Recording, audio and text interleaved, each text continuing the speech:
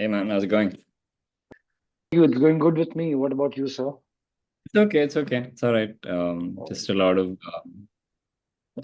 preparation going on for the next stage of the airline selection process. So Okay. figuring it out. Um, Recently, I got through an airline here, and there's a lot of uncertainty as to when the next round is. So, we have to be ready for whatever's next. So be ready to Definitely. travel. Yeah, Definitely.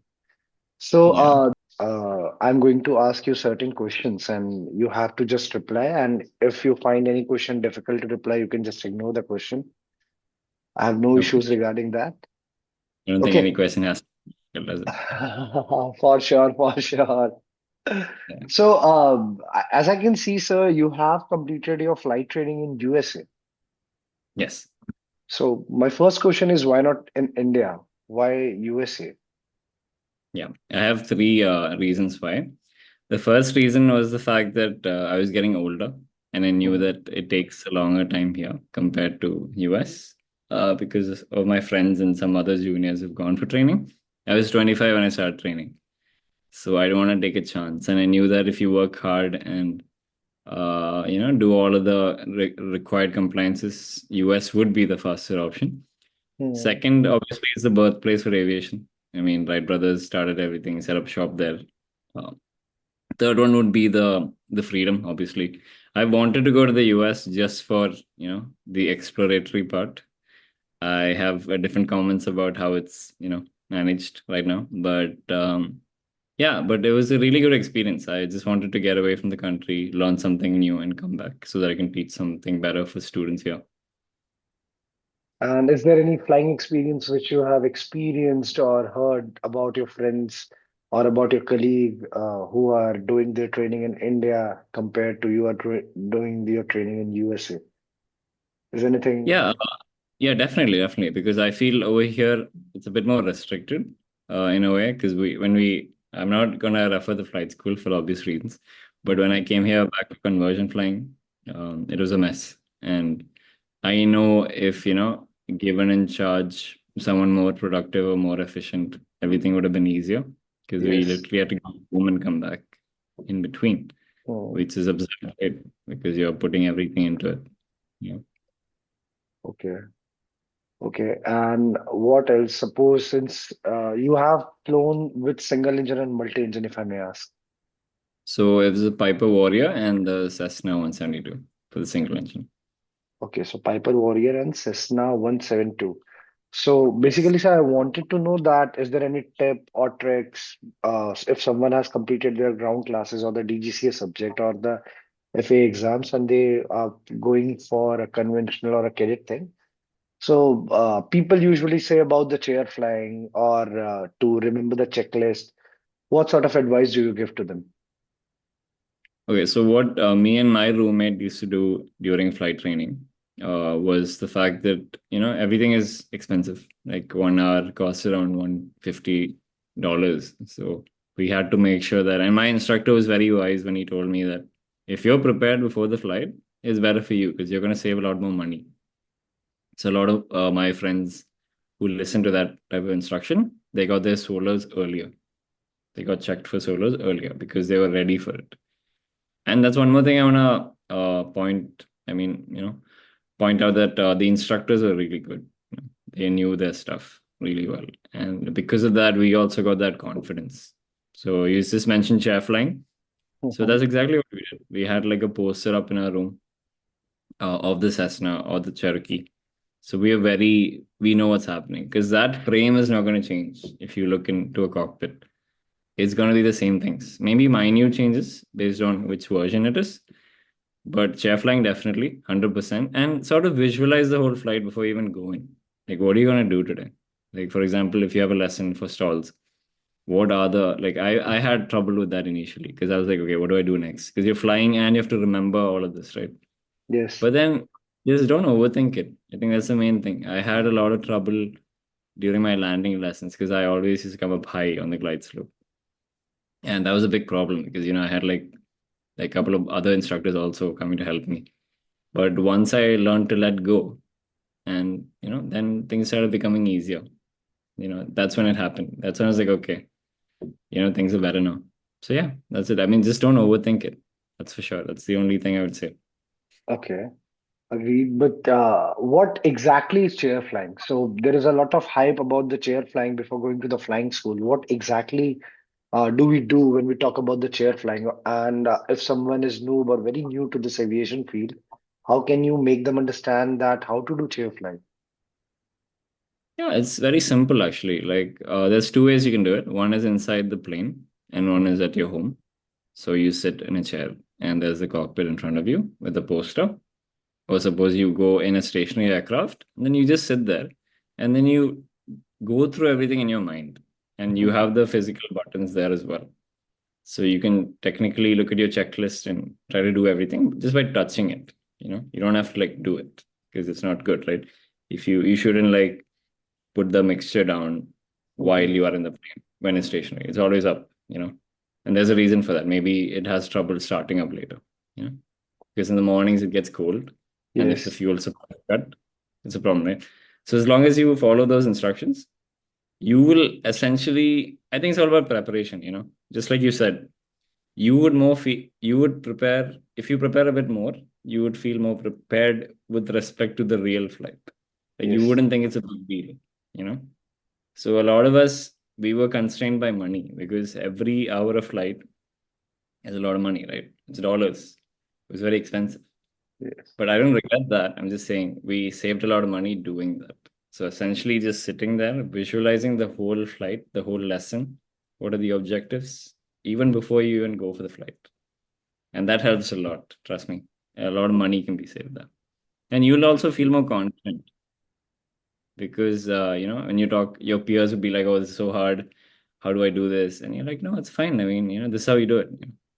And that helps a lot because with your confidence, you can inspire more people.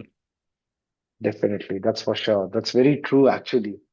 So, what motivated you to become pilot? How you came to this journey? Because when I was reading about you, you went to VIT, you did your chemical engineering, then you did your job in firm. I think the firm name was okay. Synthite, right? Yeah, yes, Yeah. actually. And you were also co-founder and host of the MentorPad podcast. Yeah, that's a little project I did in college. Yeah. Yeah. So, It was fun. how you came to aviation suddenly? So, the truth is, I've always wanted to be an astronaut, but I never took it seriously when I was small, right? Mommy, Papa, you don't tell them that. It's just like an innate feeling you get. But I think after college, I mean, not to disrespect any professor or anything, but I did not sit well with what I had to do in my job. Okay. And I knew that if I'm going to do it now, I might as well do it now, right? And early on, I grew up in the Middle East. So there was a lot of solo flying back and forth, like, summer vacations coming home to see the cousins. So I was alone during that time. So I really like the whole, oh, what's going on? It's a plane's taking off. And you're really small, right? You don't know these things. But I think it's all about the discipline that it brings to your life. It is a Definitely. discipline, like a doctor profession. You are in it for the long run. It is not a gig thing. Hmm. And I knew after this that after the chemical engineering job and all of that, I can't shift between, gigs. I have to Hmm. do one thing. And I want to have fun, man. I want to have the freedom to go to one place tonight and be at another destination the next day. And that's pretty cool if you ask me. There's a lot of effort and commitment towards that, but I think it's entirely worth it. It's not a easy profession. It's very challenging. And Yes. we've all given our blood, sweat, tears, literally blood, sweat, tears, and money. And you don't even know whether it'll work out. But yeah, I mean, that's the fun of it, right? And not to mention the reputation that you get for yourself, not from other people. Like, I feel proud of myself because Hmm. 5 years back, 4 years back, I had no idea I'd be here. So it just keeps you like, just like how, do you know that actor called Matthew McConaughey? Yes. Interstellar. Yes. Yes. So Yes. in one Definitely. speech, he keeps saying, like, yeah, I love the guy. Keep saying, keep chasing a version of yourself. So maybe like when you're captain, so chase that person. So I think that person is really cool. So yeah, It just worked it backwards. Yeah, that's how it is. I think that inspires you a lot because you take them as a role model, the job, the people, or the situation in particularly, and that helps you motivate. For It sure, for makes sure. you more hungry, more eager to work for it. Yeah. Because I know a So, lot of my friends hate their jobs. So yeah, I don't want to be that person. Yeah. yes, When yes, you get and older, a lot. and what Yeah, about the go on. solo? What about the solo ride? So, many people, including me, I'm very afraid, not afraid, but very excitedly fearful about my solo flight. Okay. So, did you feel the same? And what did you do? Did you had any good company or anything? Yeah, I'm not sure how it works in India, but over there we had something called as a pre-solo check. Okay. Okay. So that is done by a separate instructor. So not your instructor. And he has to verify whether you're okay to do it. And that's kind of stressful because this guy's all bossy. He's coming. He's like, oh, I'm like, yo, because it's not your instructor. And you started flying with your instructor. Yeah. So I think that is more nerve-wracking than the solo itself because you have to prove this guy. So Yes. I messed it up twice. So I know I was really scared because none of my friends did that. So I was like, oh, am I okay? Like, but then, because I told you, right, I was high on the landings initially. I didn't know how to do that. But I think, yeah, I mean, then I passed. I was really happy. And then when he released me for the solo, it's crazy because when you're down to landing, like, because we had like a runway that was the approach was through a river, like above a river. So if you crash, you go into the river, right? So that was kind of nerve-wracking because I look in the side and there's no one.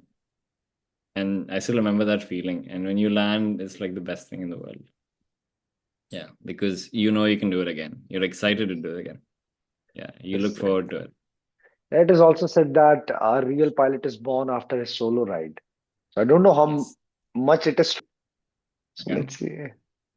No, yeah, Okay. for sure. Because I feel when you do it, you kind of realize that you don't need anyone beside you to do it on a single engine aircraft, even a multi. I don't think we need, they allow multi solo. We didn't have that. But yeah, so that's how it is because it just changes your whole, you become a new person in a way. Like a lot of things that you had, those beliefs that, oh, I can't do this becomes, oh shit, I just did it. So that's sorry for swearing, but yeah, that's how it feels. Yeah. No issues. Yeah. Absolutely right. Acha, one more thing. Actually, this is the question I really wanted to ask. Uh, Passing the DGCA or the FA exam and knowing the subject is completely different thing. Okay. But please tell me how much relevance or how much importance it is to understand a particular subject, to recall a particular subject during your flight training. Is there any, does it help you a lot, or it's just a skillful job and you have to thorough with the skill of flying? Is there any relevance of the ground subject that we have done? Yeah, I think for us, I'm just gonna take FA Mhm. with respect to this because the US course because we did training. I did the exams here and I went to the US because I knew that's not relevant to that. It's the same thing, but how it is dealt with is different. And to answer your question, whether it's important, yes, it is very important because I mean, it's life and death. I'll give you like an incident. Like this is true. I haven't shared this with anyone. I haven't definitely not shared it to the web. But I have a friend, Krisha. She's also a pilot. You can find her on at the rate fly with Krisha. Okay. So we took off and we had an engine failure around 800 feet. And we just got released we just got a private pilot license and we could like our build. And then I was flying, she's right next to me, and I'm like, okay, what do we do now? Like, do we continue? Because so that's part of the emergency procedures, right? If you're below 700 feet, you turn around. Okay. So that's exactly what we did. And I'm pretty sure that if we didn't brief that prior to the flight taking off, we would be freaking out, right? So you have to be adept, naturally adept of learning more every single day. Mhm. And that directly resonates with what you asked. Is it important? Yes, of course it's important because the more you know about your aircraft, the more you know about your POH, the human factors. I've got hypoxia. Did I stay there? No, of course not. I came down. Right. I knew it. I felt it. So yeah, we were going very high. That's another story. But yeah, so that's what I'm saying. So if you know of these things, which are the limitations, you are free to roam around it. You will not break it because you know what the limitations are. Yes. So that's why knowledge is very important. You have to keep updating it. Even like for say like even if you're an av geek or a student pilot, Mm, you have to go through the news of aviation happening every day so that you know what's happening. You know, for example, now Riyadh Air is coming up. You know it, right? And they're revolutionizing the whole ticketing platform. You know, mm, they're using AI.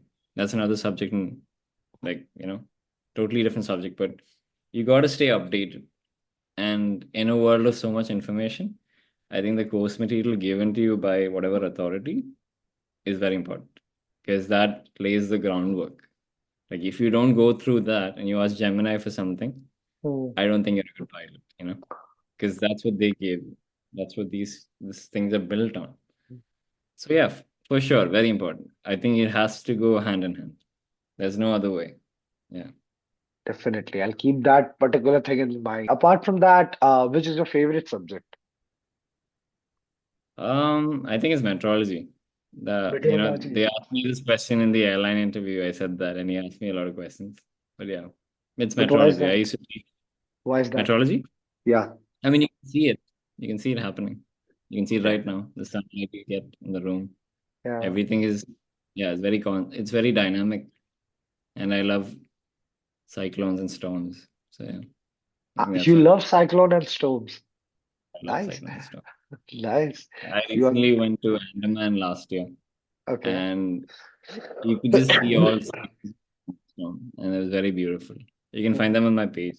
I've put it up. It's you can start it like you see coming up the whole storms, and it's not like right here. It's at a distance in the sea, and when it breaks landfall, it mm. dissipates. Yes. That's pretty cool. Right? So it's something Cyclone. you can see and experience and feel. I just experienced snow in Himachal Pradesh for the first time. So I was like, whoa, this is actually true. So it's something you keep learning about it. I think it's very important you know about the weather because it's something we can't control as pilots. Yes. So Yes. Definitely. yeah, We you got can't to go control around. petrol. Exactly. Okay. And one of the most favorite question, Airbus or Yeah. Boeing? Um, I mean, both aircrafts are good. I mean, I don't want to make a statement here, but I Yeah. would personally go with at this early stage of my career, I'd go with the Boeing because it's more manual flying, Okay. and uh, I feel like it just makes you a better pilot rather Yeah. than automating most of it. Because a Yeah. lot of Airbus methodologies are based on automation. Yeah. What happens? I mean, there are redundancy systems, but I feel like the last resort should be the pilot and not a computer. Yeah. And yeah, Yes. so yeah, hydromechanical controls every day. Anyway, yeah. So which aircraft of Boeing? If you get ever chance to get type rated in one of the Boeing, Yeah, which so the airline I just joined, they are setting me up with the Boeing. So hopefully I'll be getting my type rating in a couple of months. And then yeah, let's see from there. Yeah. It's a seven 737, yeah. 737. Okay. Yeah. So I can guess the company, but it's better not to speak out. Yeah. It's something I've yeah. Okay. Okay. Apart from that, any advice to the pilot who are in making or who are preparing for exam? Because there are lots of ups and down. Um, it has been said by many pilots that no two flights are same. But what about the ground classes? What about your training period? What about your flying? What about your peers, your colleagues, your batchmates? So is there any advice? I would say definitely update yourself, like I said earlier, and Mhm, always count on yourself because nobody understands you better than you, right? It's mhm. your journey. So you can get advice and counsel from other people, but make it count by yourself. Yeah. Do the work yourself. Study 8 hours a day if you need to. Like I am very proud of the fact that I cleared my ATPL exams like around in August last year. Yeah. I didn't Yes, I have have to do seen that. frozen ATPL. Yes, Yeah, you exactly. got I didn't frozen have to do ones. that. I didn't have to do that. But then I did it anyway because, there's nothing else to do, right? I mean, you could just sit home and, wither away, or you can just get another feather in the cap. And in the airline interview, the captain did ask me that question. And I said yes. And he was pretty impressed, right? Because you didn't have to do that, but you got to take initiative, right? Yes, If you take initiative, the world opens up for you. And that's not just for aviation, generally, right? So, ground classes, I don't want to recommend any because I don't do that. I would say study for yourself, start your own ground class. I have students that I privately tutor. yeah. And that's the only reason I can do that is because I trust myself. Why do I trust myself? Because I study by myself. So be your own ground class. That's what I'd say. Yeah. And also, you just said that it's gonna build your confidence and it's gonna help you Sure. out in Like, some other way. yeah, there's a reason why I'm answering your questions because I'm confident I can do it. The same Yeah, thing goes for, so especially with, the vivas and the group discussions and the airline interview.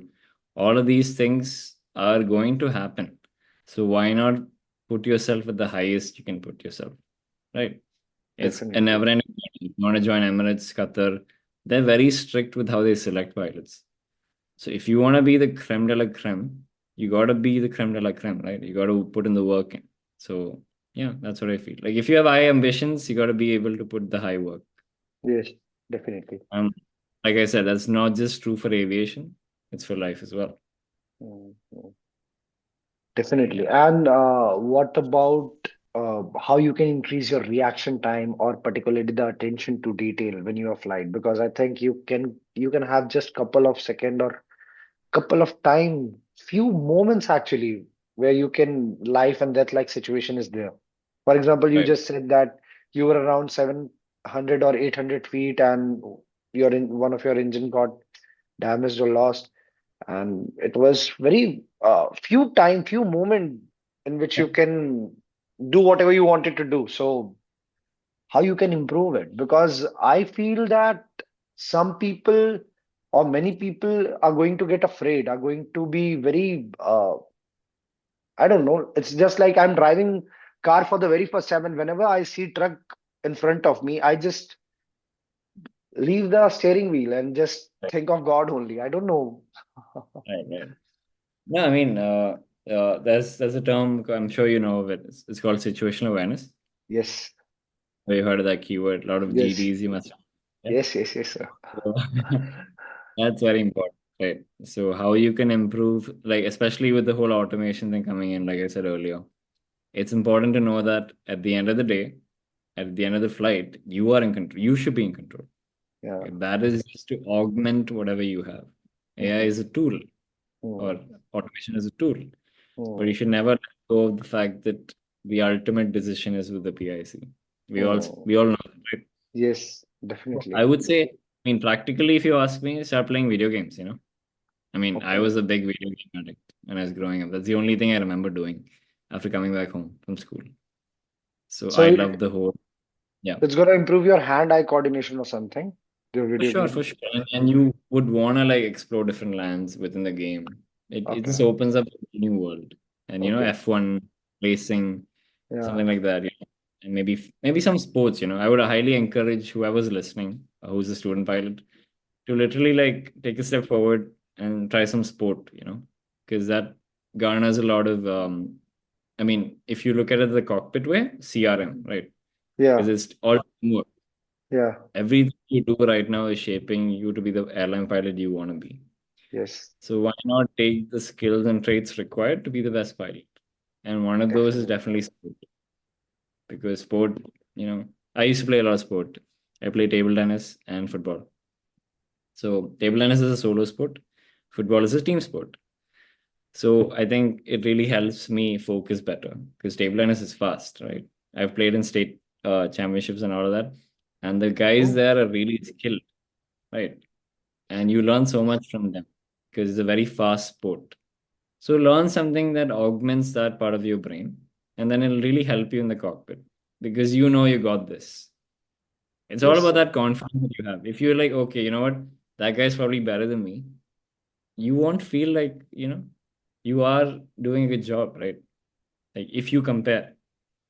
But if you know within yourself that you know you're gonna do a good job, then you are gonna do a good job. You're not gonna be afraid of like you said, a lorry coming in front of you or a plane coming in front of you.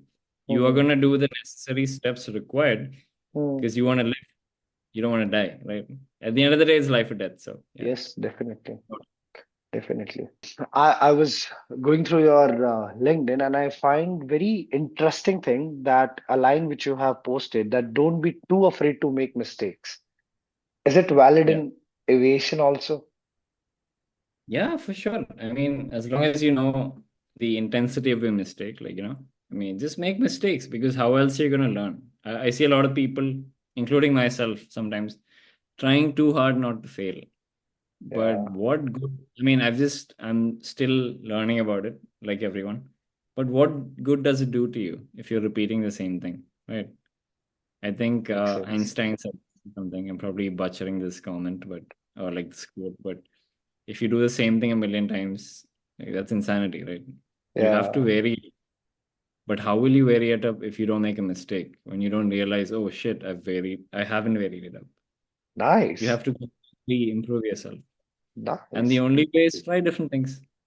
So when I realized, like I said, I give you an example. Like I was too high on approach for the pre-solo that I couldn't get through. I just forgot about it. Like I stopped thinking more about it. I just followed my intuition. And then it slowly started making sense. Because I was afraid when the plane, came low to the ground. Like, oh my God, I'm gonna hit it. But you have to land, right? Yeah, Anything that takes off has to come down, right? So yeah, just like I said, like if you overthink it, it makes it harder. And the only way to limit your overthinking is by working harder. Yeah, like just definitely. getting in tune with the situation, you know. So yeah, can you repeat that thing I said in the post? I just want to like I Uh, forgot. it's don't be too afraid to make mistakes. And don't be afraid, man. Like, I mean, you're a pilot. You shouldn't be afraid of anything. So, for example, like if jumping into aviation was a leap of faith, Yeah, nobody, everybody was like kind of bewildered by my decision because nobody expected that. And I knew I had to like trust myself. I made a lot of mistakes on the way, but at the end of the day, you live with your decisions, right? So don't be afraid. Yeah, that's it. Very simple. okay. So there's one other line also, which is trust your instincts. When it comes to making a call or giving opinion within a project slash assignment, hold dear to your view and don't hold back. Don't hold back. Like I think a lot of my role models, like I said, like the actor Matthew McConaughey and Michael Jordan, like all of these people. There's like a couple of documentaries I've rewatched. It's called. I Yes, recommend that to you. It's called The Last Dance on Netflix. So it talks about how Michael Jordan's NBA team, the Chicago Bulls, yes, won it six. yes, yes, sir. It's insane, right? I mean, who does Yeah, that? And you are competing with the best players in the world. And at that time, it still is an unbeatable thing, right? If you hold back, you don't realize the potential that you've born with or what you've sort of like worked yourself to get. Otherwise, you're just doing it for the sake of it. Don't do it for the sake of it. Do it to win. Yeah. definitely. So with this, we come to end of this session. And anything you would like to share or you would like to say? Yeah, I have three things I wanted to like share. The first thing is like I said, it's all about updating yourself, right? Always be up for extended learning. Like, be curious because if you're not curious, it sort of disrupts the whole. Oh, you want to be the best? You said, but you're not doing what it takes to be the best. Strain yourself because if you strain yourself today, you won't have to worry about tomorrow's work because you've already strained yourself. Right? That's very important because Yeah, I think a lot of kids don't get it. You know. Starting out in aviation, if you strain yourself, I kid you not, you'll get every vacancy that comes up. You don't have to worry about it. Because if you put yourself through that, which nobody would, because everybody is different, you have your own version of strain. Yeah, life will just be very beautiful, right? For example, if people who are listening to this have completed their CPL and waiting for a vacancy, get done with your ATPL theory. That is strain, but it's going to help you a lot, like it did for my interview. And yeah, if anybody is looking for guidance or anything like this, just like, hit me up on Instagram. I'm sure you'll find the link somewhere. You know, you put it up there probably, yeah. And Definitely. yeah, just be open to like learning because it is a very, I would say, structured discipline being a pilot, and it's not a joke in any way. I would really like to recommend this show for anyone watching. It's called The Rehearsal. It's on Geo Hotstar, Okay. season 2. It's all about aviation safety. And the Nice. first thing they teach you at flight school is aviation safety. So if you see this before you even do anything related to aviation, it'll really help you out. Okay. It's about a guy, a comedian, wanting to make a statement about aviation safety, about how pilots interact and how it leads to accidents and not. Because we know that the main reasons for accident is probably CRM, you Yeah, know? human error mostly. Right. So definitely check that out. And that's it. That's all I want to say. Cheers. Thanks a lot, sir. Thanks a lot.